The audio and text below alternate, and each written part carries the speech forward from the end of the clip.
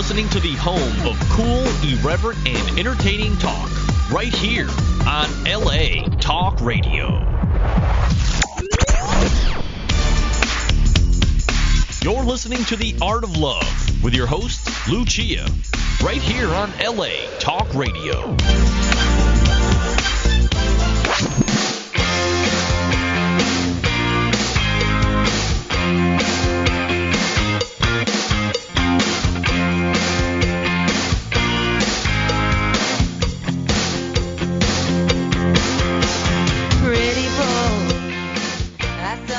Hello and welcome to The Art of Love. My name is Lucia. I'm your host and a dating and relationship expert. And I'm here to entertain, educate, and enlighten you about love, dating, and relationships, take your live calls, answer your emails, and speak to authors of books which I find interesting. So this week is just a little different. You know, usually I have a dating and relationship expert. And I have that, of course, this week too, but she's also a body language expert and a flirting expert. And the name of the book is How to Get the Man You Want. And she's calling in all the way from Australia. So let me bring her on, and we'll see what she has to say about body language and flirting and all that. Hi, Katya. Welcome to the show. Yeah, thank you so much for having me on. I'm so excited to be chatting to you. Yes, well, it's going to be a lot of fun. So this is Katya Loisel-Fury, and the website is, of course, howtogetthemanyouwant.com. Katya is an international flirting, dating, and body language expert, like I said. She collaborated in a 5-year global study called Real People, Real Answers, concerning the dating and mating patterns of over 1,500 singles. And she's also the founder of Perfect Mates, which runs speed dating, singles events, workshops, and coaching. So, Katya, is the book a result of the 5-year study? Look, it's a result of a few things. I mean, I've worked and coached with over 10,000 singles and couples in the last 10 years. And, you know, it's interesting how many people have so many questions when it comes to the opposite sex. You know, what do men really want? You know, how do I get his attention? There are so many unanswered questions and also so many myths, I think, surrounding the opposite sex. So, I mean, obviously the research was a bit of an eye-opener. I mean, even having worked in the dating industry, hearing it from the horse's mouth and actually hearing what people really thought and what really upset them, what really intrigued them and what really got their attention was quite fascinating. And for us, it was really important just to share that with the rest of the world. And, you know, I think understanding what the opposite sex really thinks can really, I always think knowledge is power, and it can really help you so much when it comes to, you know, getting that guy's attention and getting the man that you want. Absolutely. In fact, let's go over some of the statistics. And you're right. Some of them shocked me, too. I was like, what? Like, one of them was, it said that 51% of men don't want to pay on the first date. Yes, and That's of the terrible. ones who did want to pay, 57% said that they would like the girl to at least offer. And I think that's really interesting because over 70% of women wanted the guy to pay. Right. And so, yeah, and I think that a lot of guys feel a lot of pressure about that. And a lot of the men that we spoke to said, look, you know, I struggle. And if you're dating quite a bit or if you're really trying to find the one, it can leave you quite broke, you know, and that can really dent your self-esteem as well from a guy's point of view. So it's really interesting. Wow. Well, I don't know what they're doing down in Australia, but I know here in the States, a lot of the times for the first date, people are choosing to go on coffee dates. That way it's not that expensive and you get to know whether you want to do a second date or not. Yeah, absolutely. Well, I always think that, you know, coffee date or even just going for a drink or something is a fantastic way because not only does it give you an out, you know, if they're really terrible and you don't want to see them after 5 minutes, you know, you finish your coffee and you finish your biscuit and it's like, oh, look, I've got to go, you know, or if you're having a drink and the date is fantastic and you think, wow, this person, he's really fantastic. I would really like to see him again. You can always go out for, you know, a dessert or something and keep the date going, but at least you've got that easy out that doesn't rely on you, you know, getting your best friend to call and say that your dog or grandmother's sick or something like that. Yes, which now if on a first date suddenly you have to go, everyone knows it's just a ruse. Yeah, absolutely. I mean, I don't know that you can really use that anymore, No. can you? You know, it's like, it doesn't work. You've got to come up with some new, The cat's out of the some bag. new ways. You have to be a little bit more inventive now, I think. Right, exactly. And then another statistic was you said that 67% said a woman's attitude was more important than her looks. Yeah, and it's really interesting. Look, Dr. Monica Moore actually did a study on body language as well. And what was really interesting in her study also, Lucia, was that she found that the women who send out the most signals, body language signals, actually were perceived to be more attractive than the women who were physically more attractive but didn't send out any signals. And I think the real reason, and that's where the attitude comes in, if you're confident and, you know, you're happy within yourself and you can connect with other people and you make other people feel good, you know, not only do you, you know, send out positive signals that say to other people, hey, you know, I like you, I'm not scary, come and approach me.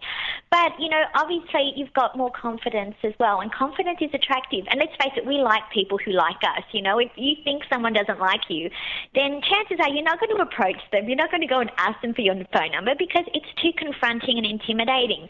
And I think one of the really interesting things that a lot of women forget is that, you know, 78% of guys said that they felt, you know, nervous approaching someone they're attracted to. And I'm sure that percentage is actually a lot higher. They're the guys that admitted it. Right. And I think the big thing is that whether you're a girl or a guy, approaching someone you're attracted to is nerve-wracking, and that's what makes it exciting. But you really do need to, you know, be confident in yourself, confident enough to make it not about you and to make sure that you're actually sending out positive signals rather than negative signals that say, you know, go away, I'm not interested, which a lot of people do without actually even realizing it. And what would some of those negative signals be? Look, it's all about your nonverbal leakage. You know, if you think something, it's going to come out, whether you like it or not. And sometimes, for example, if you see someone who's attractive and you think, oh my goodness, you know, oh wow, you know, he's amazing, but he's not going to like me. Oh my gosh, look what I'm wearing, this dress. Why did I pick this? My stomach's hanging out. Oh, my hair, I should have done it this morning.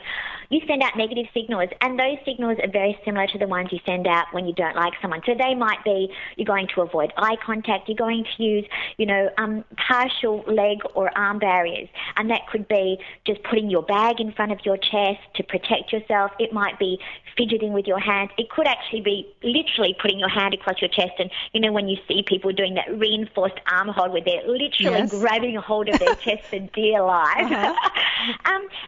And of course then, you know, you might get the ankle lock, whereas whether you're standing or sitting, one leg sort of locks around the other.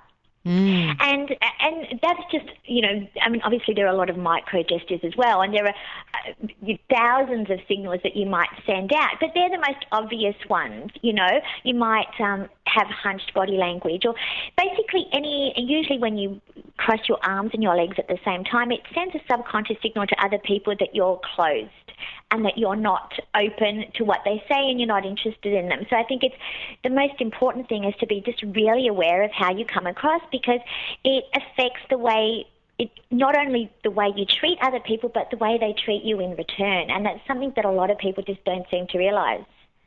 Right. Yeah, body language is so important. In fact, don't they say 93% of communication is nonverbal? Yeah, absolutely. I mean, you can say, you know, lovely to meet you. And, you know, you can say, oh, wow, it's lovely to meet you. And, you know, your whole body's into it and you're leaning into them and you're open and you're smiling at them and your eyes are sparkling and they think, wow, this person's fantastic. Or you could say, lovely to meet you. You can't meet their eye, your body's hunched over and they think, oh, what's going on here, you know? But the thing is, you know, it was interesting, Lucia, in our research that 88% of people, and this was both men and women, said that when they first approached someone that they were attracted to, most of the time they assumed that person wasn't going to like them back. Wow. So as soon as you meet someone who you think, wow, you know, this person's fantastic, rather than worrying about you, I think most of us, you've got to think that person feels exactly the same. They're just as nervous as I am.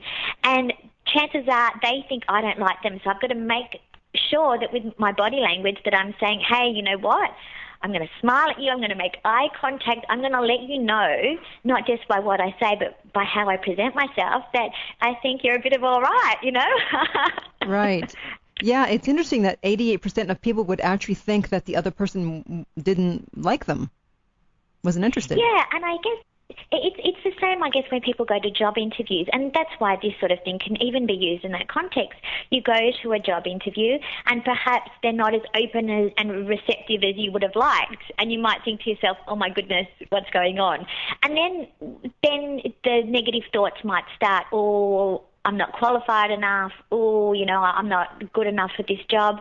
And that then comes out in your body language. And and then when they see you hunched over, then they think, oh, yes, this person isn't confident. What have they got to hide? You know, perhaps this person doesn't like me, or they're lying, or whatever it is. Because, you know, often our gut instinct is pretty good. And, you know, most of the time we can tell that something's not right. We just often misinterpret those signals and we get it wrong, you know, because we automatically think worst case scenario, that person doesn't like me, rather than thinking that person is just feeling really insecure.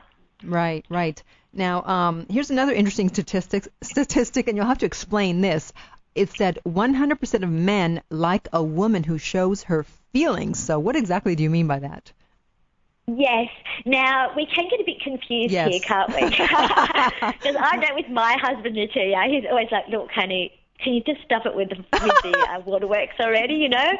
I've hit my word count for today, you know, just go away. And I think it's not so much. Now, there's a big difference between showing your feelings and being overly emotional. Right. And there's a difference between what men and women perceive to be overly emotional. You know, what I consider to be overly emotional is being a wreck, sobbing every day. For me, it's perfectly natural to be crying a couple of times a day. For my husband, crying once a day is overly emotional. You know, I like to cry when I watch TV or anything, you know. I mean, for me, it's a cathartic experience. But I think it's more somebody who is in touch with what they want and can express themselves. So for men, being in touch with your feelings is not the way a woman would perceive being in touch with your feelings, I can assure you. It's more about being open enough to say what they want and not closing down the lines of communication. You know what I mean? Mm-hmm. And so there is a difference there. I'm certainly not saying that women should go out and, you know, say, oh, my darling, I love you, let's get married now. And Right. Because he'll be running a mile. Yeah, I guess it's more, it's obviously not drama, but you mean just... No. We want to make sure we clarify that. But it's more... Yes. Men hate drama. Yeah. It's more about just using, I guess, I feel this and I feel that. Yeah, that's right. And I guess when you're talking, it's really important, you know, if there is an issue in a relationship, it was really interesting some of the things that came up. So rather than blame, which a lot of us, you know, when we're feeling perhaps a bit defensive or a bit neglected, we can get into the blame game. So rather than saying, oh, you know, you make me feel horrible, you make me feel unattractive, perhaps saying, you know, when you say... when you laugh at how emotional I am, for example, in front of my friends, it makes me, I feel embarrassed, I feel humiliated, I feel as though you don't want me to express my feelings. So it's more about just being able to communicate in a precise, concise way, and that's really important for men. Don't fill in a million details because you will lose them at word 20. Yes. But be just concise and precise about how you feel and be able to express that is. And I guess that's important for both men and women because, you know, that's the lines of communication are open then, aren't they? And that's really important when it comes to having a nice, good, strong, healthy relationship.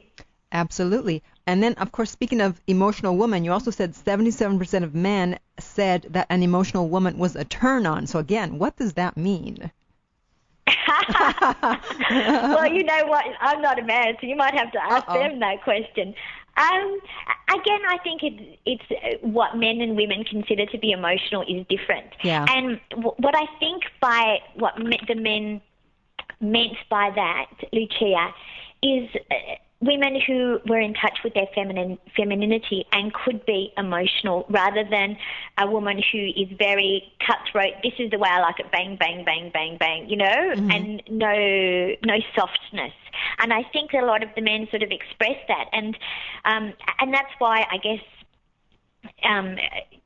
some of the women who, are out there and having these fantastic careers, but perhaps are just a bit, worried about connecting with men, can come across as intimidating. So it's, men and women can be quite different when it comes to that. So I think it's just about showing your vulnerability to let the man in, but not being too vulnerable and too much of a sop that, you send him running the other way. Right. It's always a fine line between the two. It is a fine line, and I guess it's always important to remember that what men and women want and what they mean are two separate things, and it's very difficult sometimes to understand the opposite sex unless you're actually sitting in their shoes, because a woman has a larger deep limbic system, for example, and so that means that women tend to be more in touch with their emotions and generally better able to express them. It also means that, especially when they're hormonal, they can become quite moody and suffer depression. Women have 60 times more prolactin, which is basically the hormone that's responsible for breast milk production and also tear production. So basically, women and men cry about the same until they're about 12, and then as soon as the hormones hit in, women cry 4 times more. So there are a lot of hormonal reasons why men and women are very different. And unless you realise that, whether you're a man or a woman, the opposite sex can seem really daunting and confusing because you just don't get why they're doing these weird and wonderful things. But, there are hormonal reasons why we are so different and why we behave differently and react to situations differently. And to me, that's just incredibly interesting, because I think once you understand that, it's like, the gateway is open. Hello, I get you, hello. Yeah. And it's fantastic. Guys can't understand how it is that women can cry at the drop of a hat. Yeah, absolutely. Well, again, it is because of, the product and of course, because we're wired differently emotionally, Yeah. Research, my husband always laughs, but it's true. Research shows we cry when we're sad, happy, elated, emotional, in sympathy, when we're watching a sad movie, when we're confused, angry, any reason at all sometimes. And for a lot of men, I know with Greg, my husband, sometimes it's almost impossible. Something tragic happens and it's almost as though he fights it. And especially for Aussie boys, I have to tell you, Lucia, because they're taught, stiff upper lip, don't show your emotions. So a lot of our men here really fight against, showing their emotions and crying. And from my point of view, I don't know about you, but you don't want a guy crying all the time. But when a man shows his emotions, it's just fantastic. I think, come and let me give you a hug. I love you. It's beautiful. Yes, exactly. Since we see it so rarely.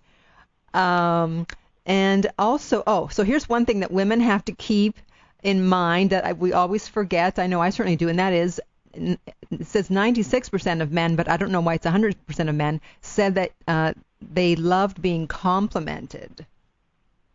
Yeah, absolutely. And, this is a really interesting difference between men and women.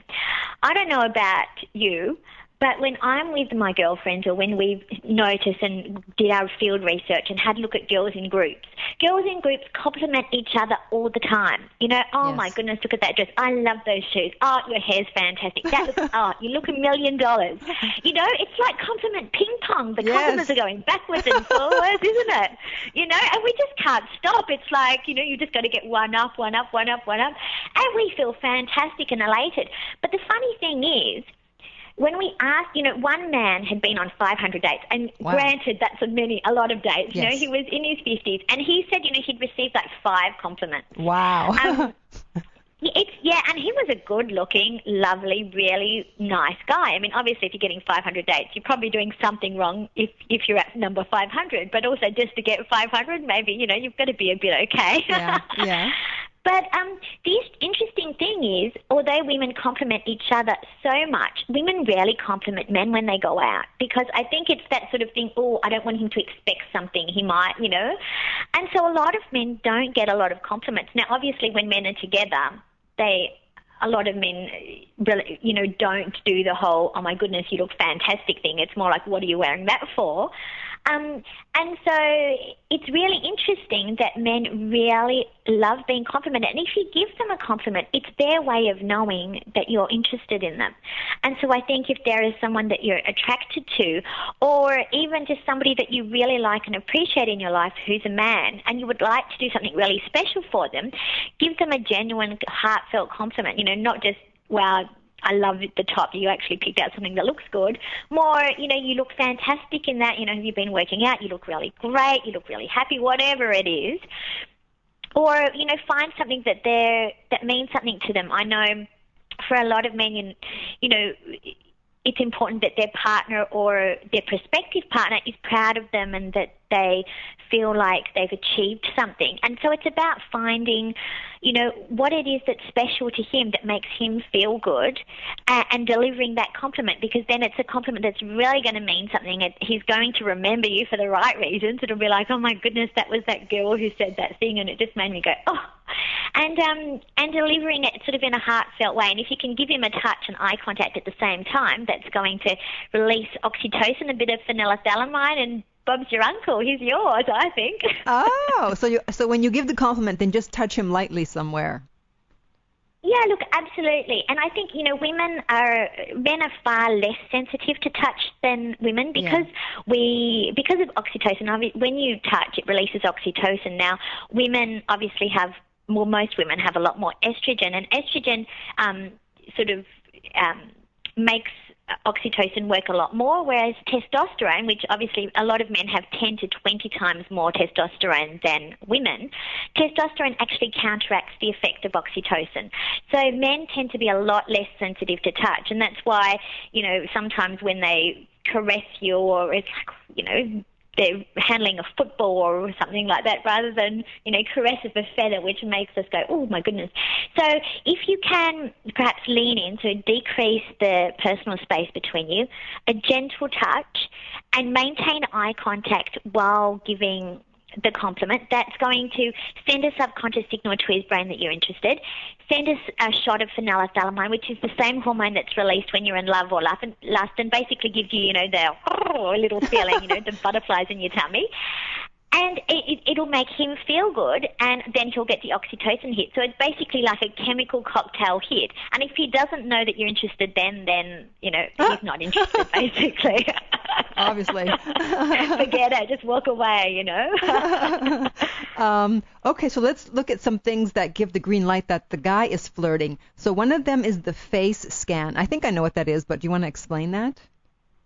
Yeah, absolutely. Now, just before I start, I have to say, when it comes to body language, it's really important to look for 3 to 5 signals simultaneously, because one signal on its own just doesn't mean anything. And sometimes, we go through these body language, and then a girl will ring up and say, oh my goodness, I'm going to send you this video. He was looking at me, and then, he looked away, and then half an hour later, he was pointing towards me.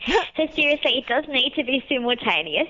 And the thing is, when you're interested in someone, you're sending out, over 10,000 signals, and a lot of those are micro gestures, but just some of the things. So the face scan is like, he might start at your eyes, slowly look at your eyes, then look down at your nose, down at your mouth, and then back. So basically he's taking your face in. It's almost like a visual journey of your face. Now, anybody who's bothering to take the time to take a visual journey of your face, bearing in mind that when he does that, that's going to send a hormonal hit to both him and you, and it's really going to increase the emotional intensity.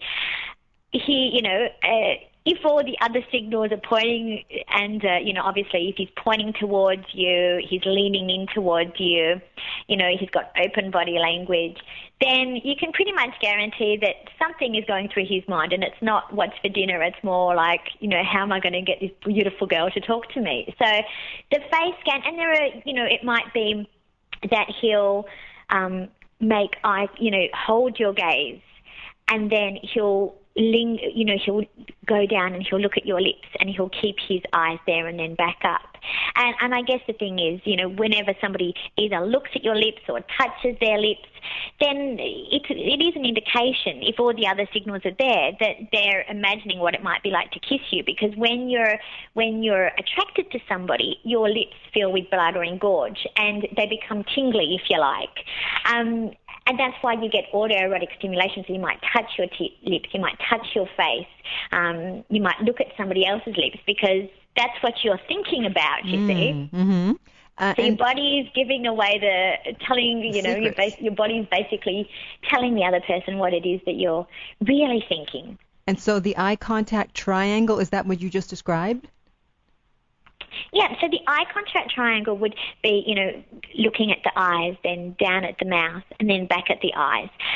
So that would be if somebody is interested in you. Now, in social circles, we use that as well, but it's generally basically sort of around the between the eyebrows, down to the nose and back up. So we avoid looking at the mouth. If they're really, really interested, and perhaps you've been flirting for a little while, they might look at your eyes, down to your mouth, and then further down, and then back up. And if they're doing that, then either they're a total sleazebag, especially if you've just been talking to them for 2 minutes. Right. But yes. or they're obviously really interested, and you've got some really strong connection, and they're flirting there, and they're allowing themselves the time to have a quick look. And it's interesting because, and I'm sure you'll bring this up, but in case I forget, I'll bring it up now. Okay. The head to toe, the difference between men and women. It's interesting how many women we interviewed that said they absolutely hated it when they got the head to toe. So basically a guy sort of looks them up and down. And it was interesting because, over 70% of women hate it, but over 70% of guys love it, because to them it's a compliment when a girl does it to them. It's like, she's checking me out. She thinks I'm okay. And that boosts their self-esteem, and it gives them a signal that says, wow, you're amazing. So it's really interesting that if a man does that to you, not to just take it at face value and think, oh my goodness, that's disgusting, what a sleaze, but to actually see it for what it is, and from his point of view, it is a compliment. Perhaps he's just not very good at expressing himself around women. And let's be honest, 100% of the women said that they did it as well, except for they did it from the back, the head to the bottom, to the toe look, and then back to have another look at the derrière. Yeah, it's interesting because if a guy looks at a woman head to toe, we feel like a piece of meat. That's why we don't like it. Yeah, absolutely. Absolutely. And it was interesting reading guys' comments, because men were saying things like, I love it. To me, it's a great confidence boost when a woman gives me their head to toe. I think, wow, she really likes me, and it makes me feel really great about myself, and it makes me really want to meet her. So isn't that interesting? I don't think I could ever give a man the head to toe look from the front. I would just be mortified. I know. Yeah, you'd have to be. I just don't think I could do it. Yeah, you have to be pretty brave to do that. I guess, we don't mind it if it's someone we've been in a relationship with or dating for a while, and they give us the head to toe, and then we know that they're interested. But if we just meet someone and we don't know them and they're giving us the head to toe, it's creepy.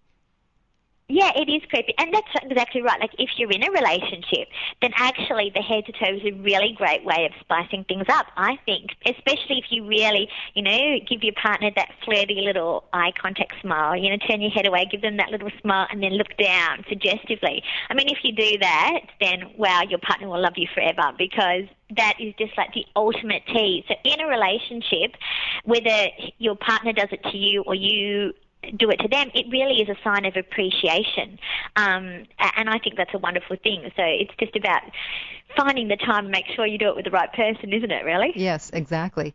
Now, some flirting mistakes that women can make. You said one of them is playing hard to get. So what do you mean by that? Yeah, absolutely. Look, I think there is this perception out there that if a guy likes you, he will come and get it, and that you shouldn't be too available. You shouldn't give him too many signals. If you like a guy, then give him a look, but then look away. And if he really likes you, make him work for it. But the truth is, a lot of guys will not have the guts to approach somebody who is not making eye contact and smiling, around 50%. Now, a lot of women out there say, I don't understand why I just get approached by people who are only after one thing, or the players. And if you're playing hard to get, then that's the type of person you're going to attract. You're going to attract the type of person who doesn't have anything to lose or likes a challenge.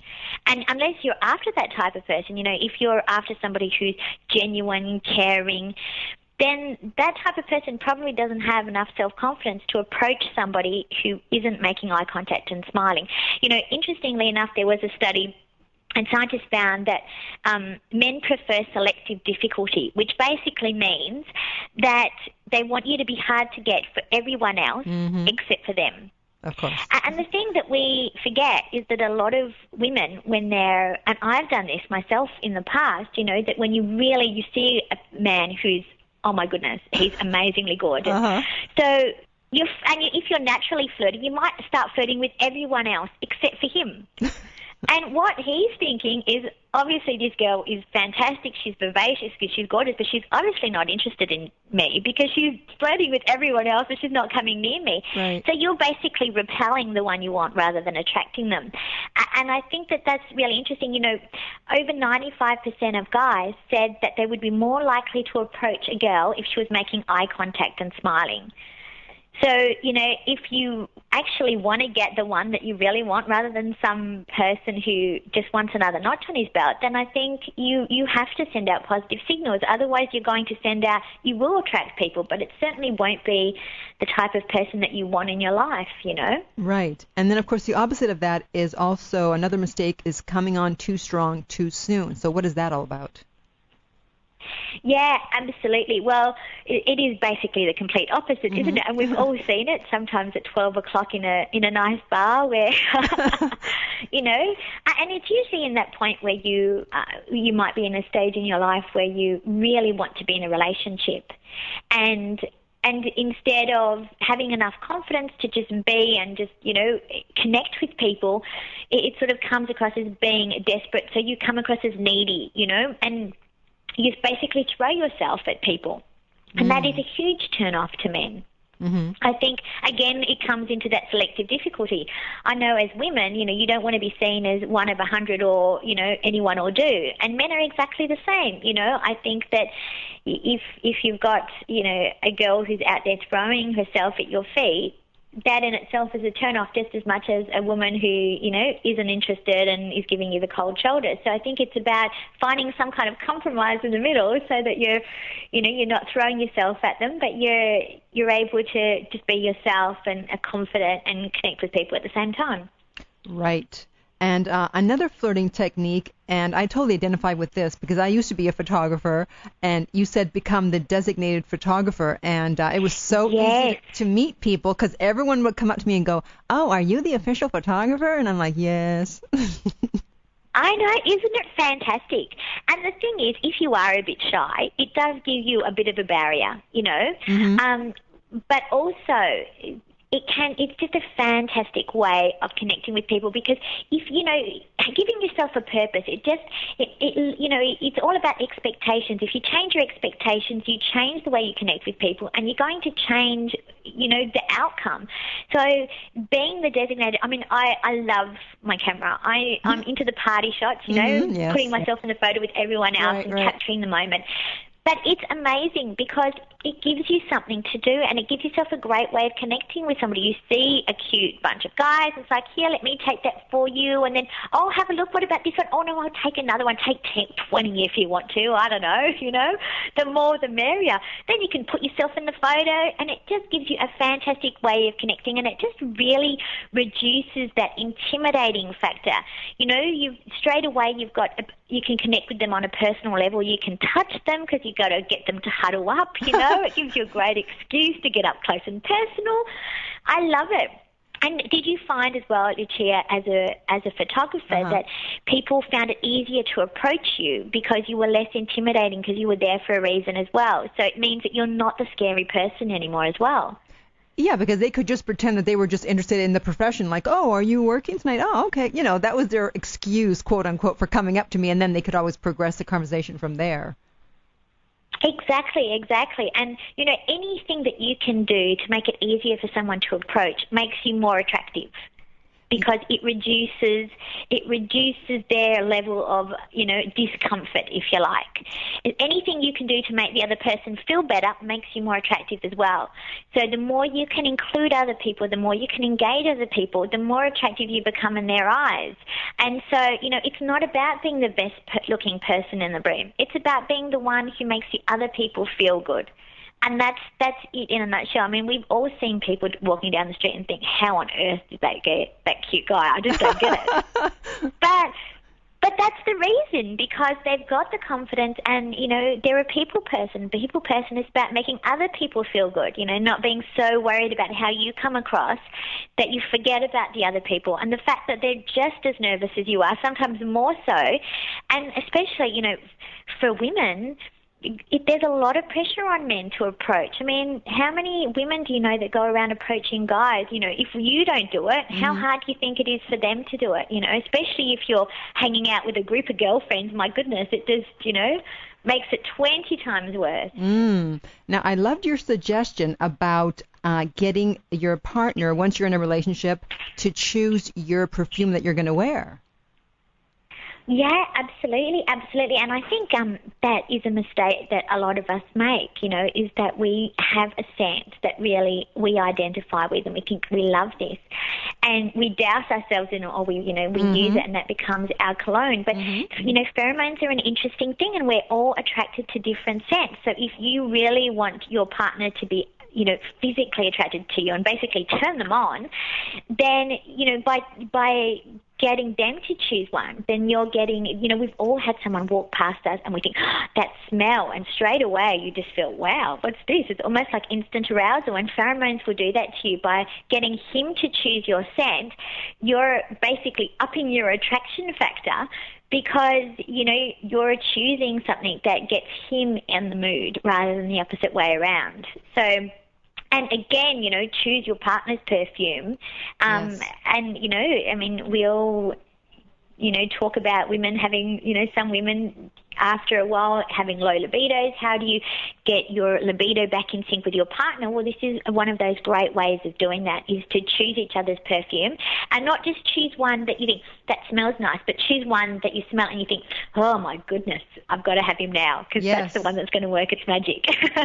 Yes, because it works the other way around, because if the guy's wearing a perfume or a cologne that you don't like, no matter how attracted you are to him, you're not going to want to get close, because it's like, ew, you smell bad. Oh, absolutely. Look, you know, I mean, I have to say, I once dated a boy a man I should say, who was a big fan of the Brut 33, which my dad used to wear. And let me tell you, no, it just wasn't going to happen, because I just couldn't, you know, it was just, it was just not right.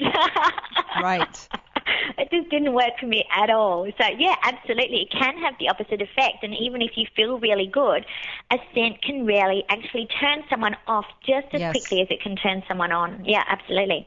Yeah, because the other day I smelled this guy, you know, totally not attracted to him, but his cologne was like, I'm like, what is that? And he goes, it's Aramis. Aramis, and you were like, wow. Okay. Isn't it funny, isn't it? Aramis.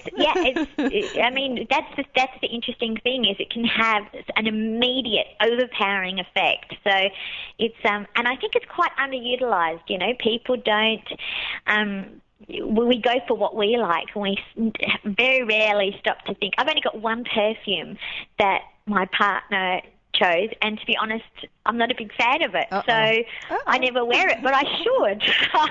Right. Then I'll never be able to get him off me. Speaking go away.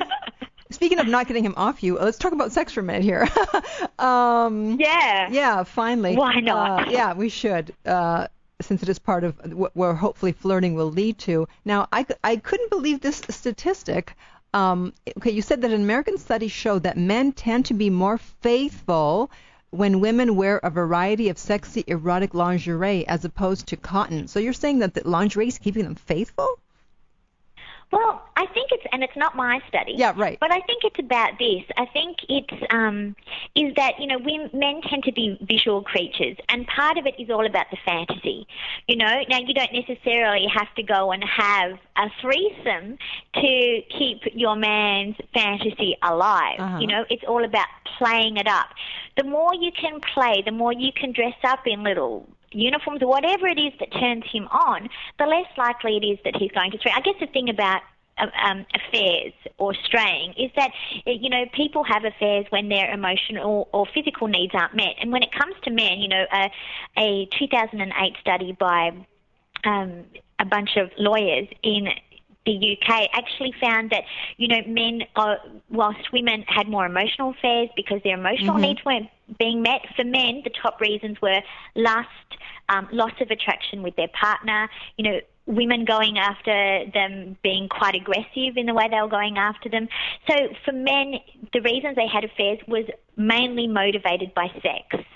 You know, men have 10 to 20 times more testosterone than women, so often, not in all cases, but often their sex drive is a lot higher. So by playing up on that, by giving them what they need physically, by, you know, keeping the fantasy alive, I guess you're making sure that their needs are met in that area. And I think the thing about affairs and, you know, that sort of thing is that one of the big mistakes we make is we give our partner what we think they want rather than what we want. So as women, we try and make sure that their emotional needs are met, that they, you know, feel, but that's not what they need, you know. So I think by doing that, you know, I mean, your partner might not be interested in that, in which case it's not going to work. But it's about finding out what they really like in bed and making sure you give it to them, basically. Right. Yes. Have a little Q&A. Yeah, exactly. You know, and sometimes if you've been with your partner for a while and you've never broached the subject, it can be a bit intimidating. It's a bit weird, you know.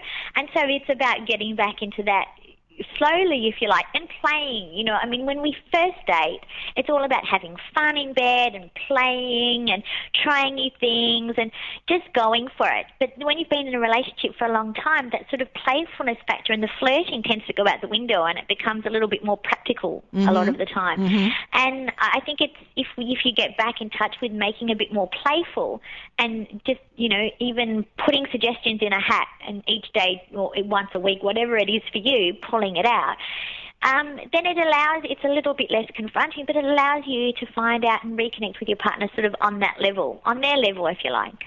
Right. In fact, you said that 88% of men said that the quality of the sex was more important than the quantity. Yeah, I found that really interesting, actually. Yeah. But, you know, obviously there was a high percentage as well that did choose both, which makes sense. Of course. But yeah, I guess, you know, and for men, one of the biggest turn-offs was women who weren't into it. You know, who just sort of didn't initiate sex, or who weren't into sex, or who weren't involved who weren't there, you know.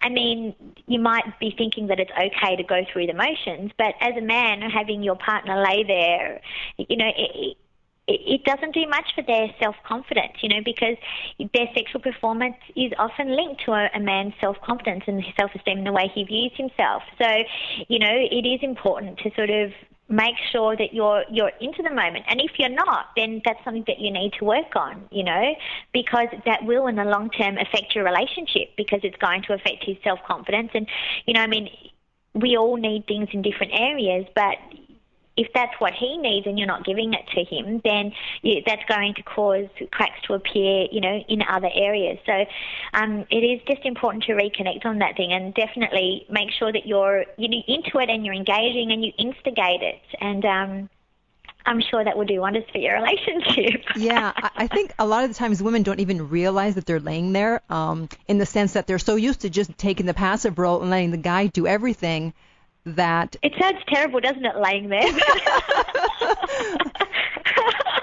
I know. But yeah, absolutely. You're quite right.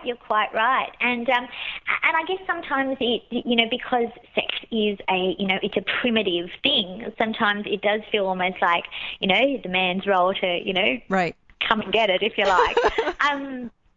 But I guess it's more down the track. It's more as, I think it was interesting, a lot of the women said, they'd rather kiss than have sex. Wow. Down the track, and that it was interesting that a lot of women said that the further their relationship went down, the less their partner actually kissed them. And studies have found that men would, it doesn't matter to a man if a girl's a bad kisser, he'll still have sex with her. Whereas women, if a guy's a bad kisser, then often she won't go any further. That's right. So, there's a big difference in importance for kissing. So if you need that physical affection, if you need kissing, if you need the foreplay, then make it a game. You might say to your partner, you know what, I read somewhere that kissing lowers your inhibitions and, releases neurotransmitters and gets you in the mood. Come and give me a pash, whatever it is. But, flirt it up and play. Make it a bit of a game, if you like, And by doing that, you sometimes you can sort of separate yourself from that person so you don't feel so silly doing it as well, Dress up if you have you. I don't know. Right, exactly. So, okay, so one final question. You know, the book is called, of course, How to Get the Man You Want, but once in a while we encounter a commitment phobe. So do you have some tips on, what the hell to do with these guys? Yeah, look, absolutely. And I guess the thing about commitment phones is they tend to blow hot and cold, so sometimes you never quite know where you sit. But the big thing about men is that, a lot of women, when you're in a relationship and you really want them to commit to you, you can, without realising it, subconsciously come across as being a little bit needy, perhaps a little bit clingy, and that's going to push him away rather than draw him to you. So the first thing is to let him do it in his own time and to highlight the positives of being with you rather than the negatives. So, he might think, oh my goodness, getting married means that you're going to, I'm going to be spending every Saturday night sitting on the couch, watching Sex and the City reruns. And my God, I don't want to do that. So encourage him, let go. In order to get him to commit, you really have to let go. And I know that's a really hard thing to do when you desperately want someone to be with you. But let him go out. Encourage him to go out with his friends. Encourage him to take up new activities. Highlight the benefits of being with you rather than the negatives. Whatever you do not go on about people getting married and having babies, because that's going to put a lot of pressure on him. It was really interesting how many guys said that they were actually thinking they'd bought the ring, but they couldn't propose because she kept on blowing it, because she kept on asking about it or preempting him. Wow. And so he couldn't find his own right time because she was getting in the way. So, if for goodness sake, if you want him to marry you, get out of the way, you know what I mean? It's, give him the space, and whatever you do, certainly don't blackmail him into marrying you or make him feel bad. It's got to be his, and if the more he thinks it's his idea, the more he's going to want to do it. I mean, he's a man, so make sure that he thinks that he's boss, and then you're far more likely to get your own way and get that rock on your finger walking down the aisle.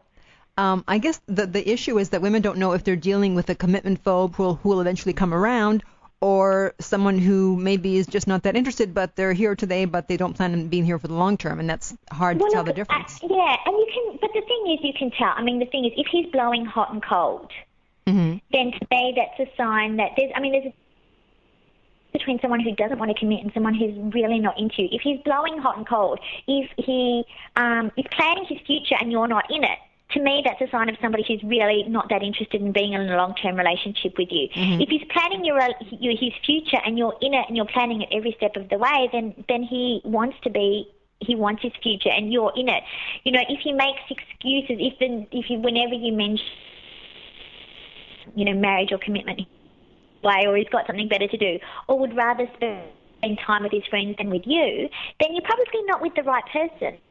I mean, I guess sometimes it's difficult, especially if you're in a toxic relationship. And I think the big thing is that sometimes you're in a bad relationship and someone sort of blows hot and cold, so they give you, they're really nice one day, and you don't hear from them for 2 weeks. Right. And then they come back and they're all lovey-dovey. And that's that sort of positive, intermittent reinforcement. It's like the honeymoon period. So it goes, all of a sudden you've got the rush of hormones, norepinephrine, dopamine, and you feel like you're on a high, on cloud nine. So you're head over heels, and they're gone. And you think, oh my God, I've got to dump him, whatever. But then they come back and they give you a taste of that again. And basically that can become an addiction because it actually stimulates the dopamine system of your brain, the pleasure and addiction center.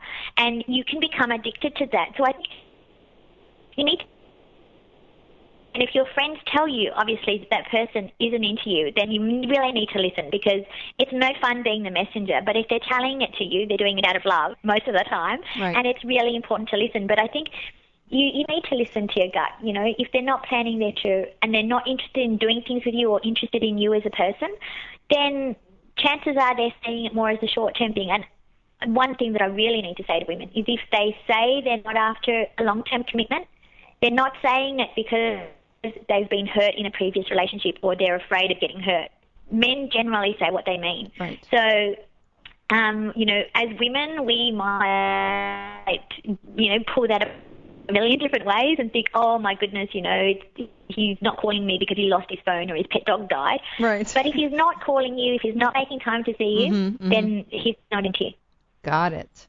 All right. Well, Thank you. Thank you so much. Of course, the name of the book is How to Get the Man You Want, and I must say there's actually two parts to this book. There is, of course, the other side, How to Get the Woman You Want, and Katya is going to be back at a later date, and we're going to discuss that topic, so that'll be very interesting, I'm sure. Yeah, fantastic. And by the way, the website is howtogetthoneyouwant.com, not man you want. So, and that has all the other information and stuff on it as well. Wonderful. Okay, so it's howtogetthoneyouwant.com for the website, and of course the book for the women is How to Get the Man You Want. Katya, thank you so much, and we'll be talking to you, soon for the other side of the book. Yes. Thank you so much, Lucia. It was absolutely fabulous talking to you. Lovely to meet you. You too. Take care. Thank you. Bye. Bye. All right. There she goes. As usual, I had the wrong website. Isn't that terrible? Shame on me. Okay, I have to get going myself, so thank you so much for joining me. Remember, my website is theartoflove.net. That is the correct website. My book is at lessonsoflove.net. And until next time, remember that love inspires, empowers, uplifts, and enlightens. You're listening to The Art of Love with your host, Lucia, right here on LA Talk Radio.